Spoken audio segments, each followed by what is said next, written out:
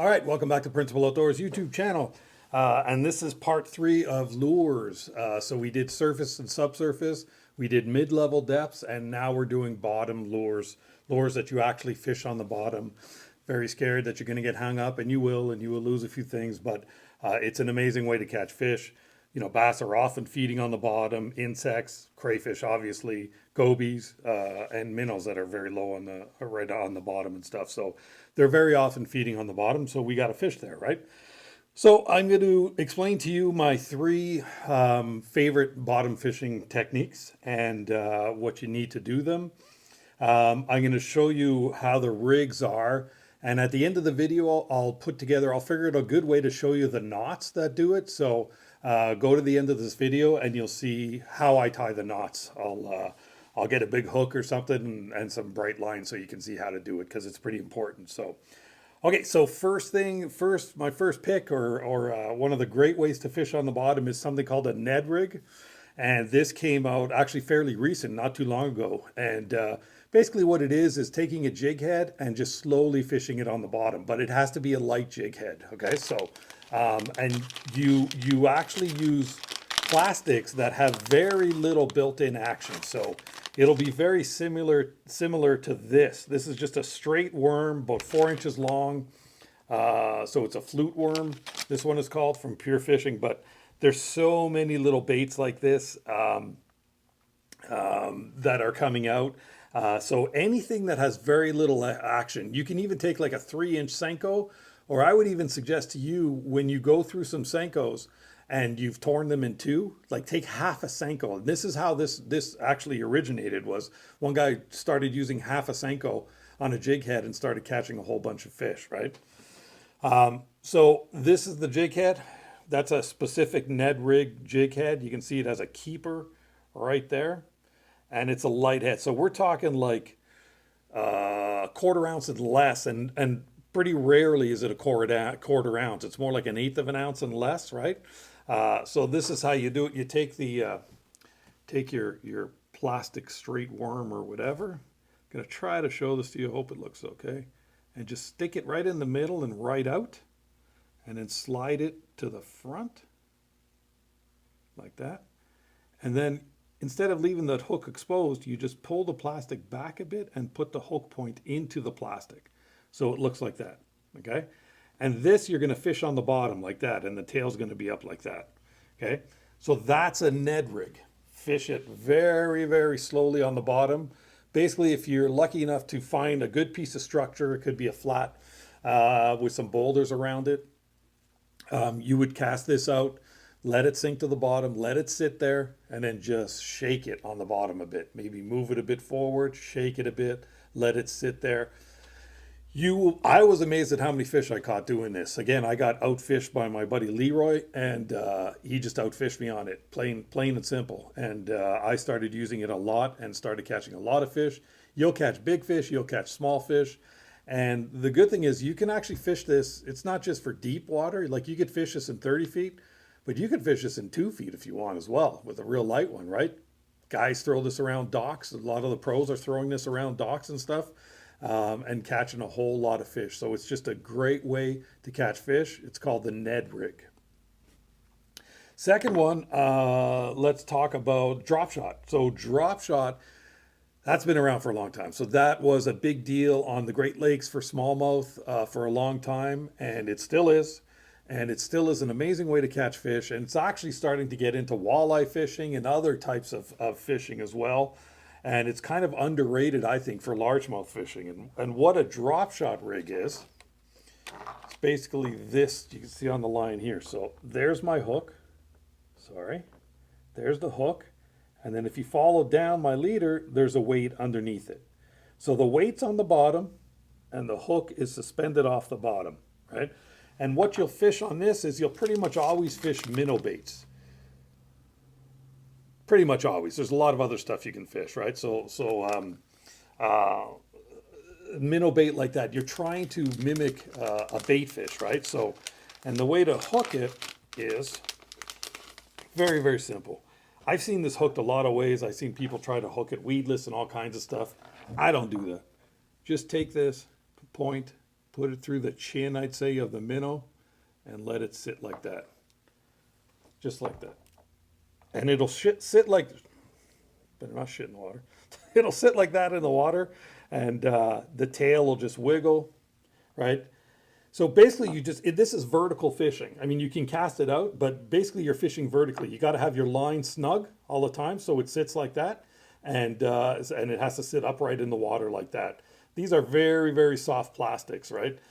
This drop shot minnow from Nishine has incredible action even when you don't do anything. So oftentimes, the best way to fish a drop shot is to not shake it at all. Just let it sit there and let the current and the water movement down there actually give it some action and stuff. You can fish, I mean, you can take this bait that we use, you can fish that on a drop shot. I had a guy show me years ago how to fish Senko, wacky rigged on the same hook. Take that same drop shot hook, same drop shot rig, and wacky rig, which means hook it in the middle like I showed you with the Senko, wacky rig a Senko and fish that deep for largemouth, like in 20, 25 feet for largemouth. Works great for that. So that's a drop shot. Experiment with the baits, experiment with the length of your leader. That can make a difference as well. There's no golden rule there. I've seen it from 3-inch leader to 12, 24-inch leader, depending on the mood of the fish, right? But a drop shot is an amazing way to catch a lot of fish. And same thing if you're fishing with kids, sure, the weight, weights go 1/4 ounce or less.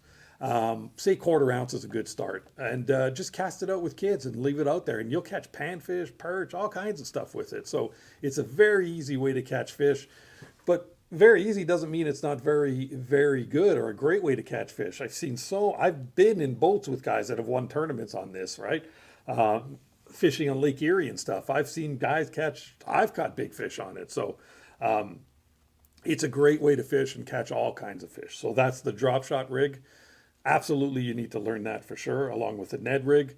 As far as, before I forget about rods and reels, for the drop shot, I always prefer straight fluorocarbon. Some guys use braid to fluorocarbon leader. I just prefer fluorocarbon straight.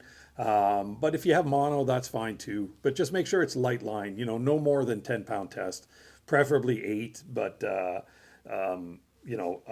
no more than 10-pound test. I will say, when I used to do tournaments, I did use a very light bait caster with 10-pound test, and did really, really well fishing that way for smallmouth. And so there are the exceptions where you can use baitcaster, but I think I was the only one doing that. And I did it mostly for comfort and to easily be able to feel the line, to feel the strikes. So, but I would suggest you use 8 or 10-pound test on your spinning rod. The Ned rig, so I've been using it on braid with a fluorocarbon leader, but I've also been watching another YouTuber, Randy Blockett, Intuitive Angling, great guy. He's got a great YouTube channel. I encourage you to check him out as well. Just make sure you spend more time here and not there, but just kidding. But he's a professional angler, 40 years of experience, and he's very uncomfortable having a braid with a fluorocarbon leader. And he's got me thinking, because I always thought that as well. Every time I cast and the knot between the braid and the fluorocarbon goes through the guides, I shudder a little bit. I'm always worried about wearing out that knot, right? So I'm going to start trying the Ned rig on straight fluorocarbon.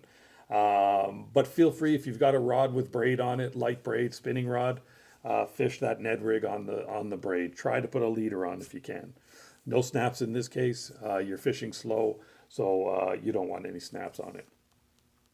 Now, the last one is probably one of the most important ones, and it's called the Texas rig.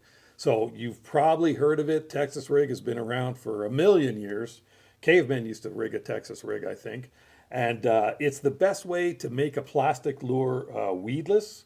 So basically what it is you get a bullet sinker. The components are a bullet sinker like this. So you slide that on your line first, and then you tie an EWG, an offset. That's a worm hook with an offset on it right there. That offset will help keep your plastics on the hook, right?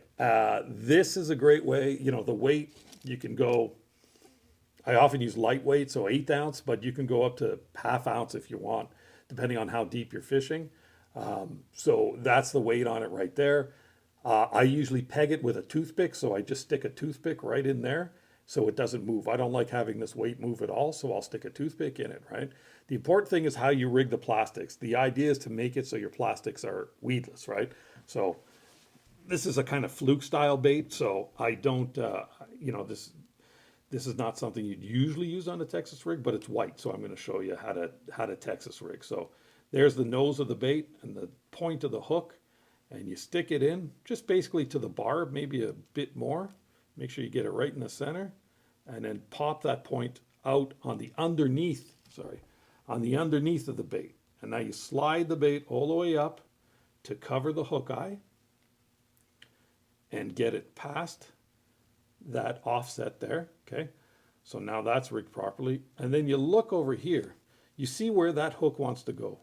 So it wants to go through the plastic right about there. So I pinch it there, and then I send that point right from the bottom straight to the top and out. So there the point came out. And now Texposing, but it's really just Texas rigging. You want to cover that point. You don't have to, but if you want to make sure it's 100% weedless, just pull that back and skin hook that point like that, okay? That's a Texas rig. Again, your weight will be like that. So you can do this on a fluke if you want, but normally what you're doing is you're using it for bottom type bait. So that would be like plastic, crayfish. One of my favorites is this is a Namazu from Nishine. And yes, I do work for Nishine, and yes, I'm mentioning them a lot. So just full disclosure, I do work for them, but they are awesome baits. So that's why I can't not talk about them. They just really catch fish. But this is to imitate a catfish. You can Texas rig that the same way. You can, catfish. There's all kinds of different plastics, bugs. I name 100 of them that you can rig, Texas rig like that. And basically, you'll just cast that out, let it sink to the bottom, and you'll reel it in slowly. You can reel it through weeds, across weeds, over wood, through rocks. That's the idea: is fish it on the bottom, fish it slow, make it move around, and that you're not going to get stuck in anything.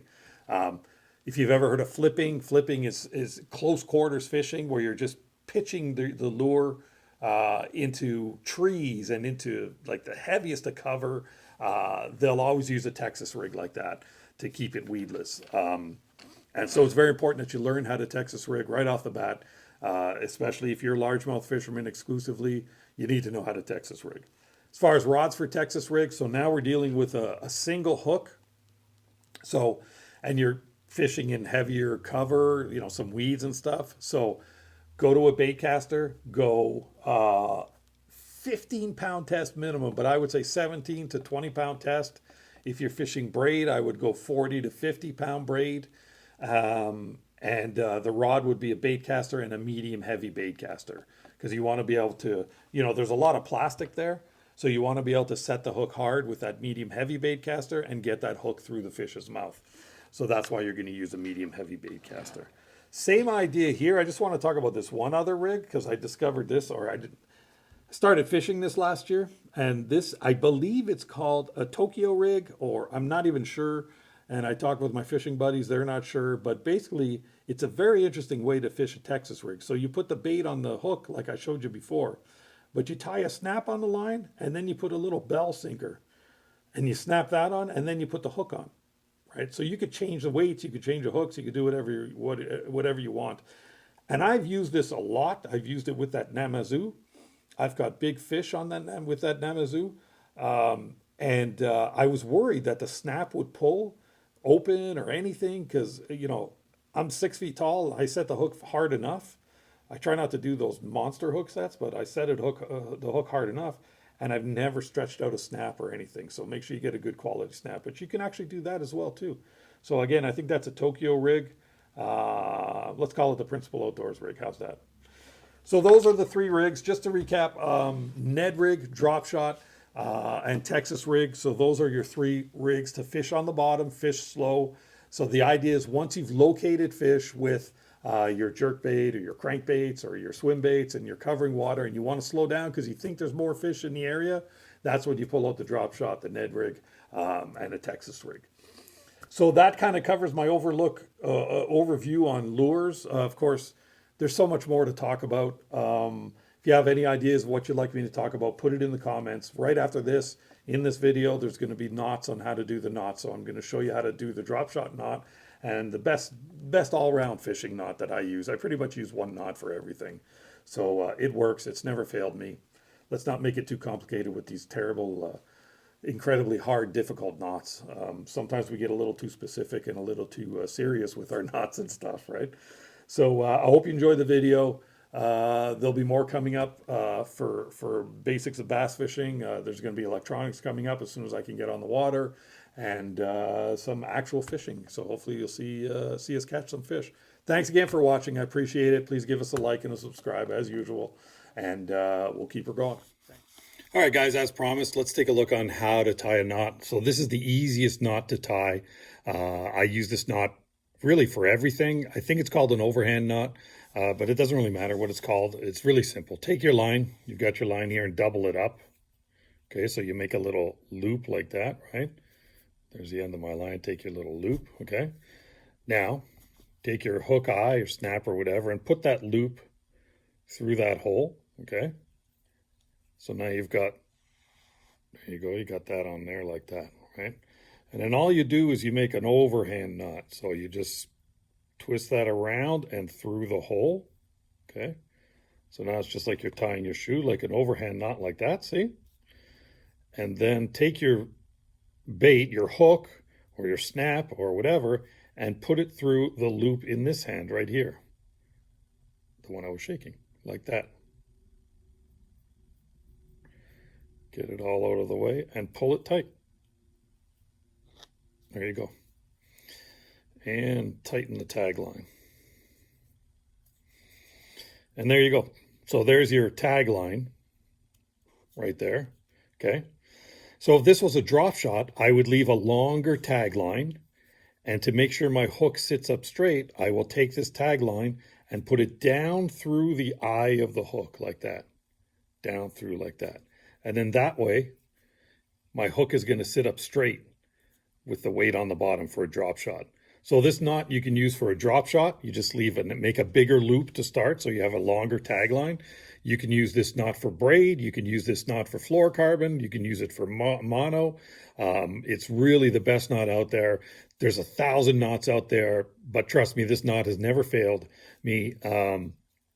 And it's the easiest one to do. A kid can do it. So super, super good knot. One thing you'll notice sometimes with fluorocarbon, people say you should, moisten the knot. So I've seen anglers, they lick the line and get, so it tightens down or so it doesn't overheat and stuff. Don't worry about that. Just tie it like that, pull it tight, and you're good to go. The knot won't break.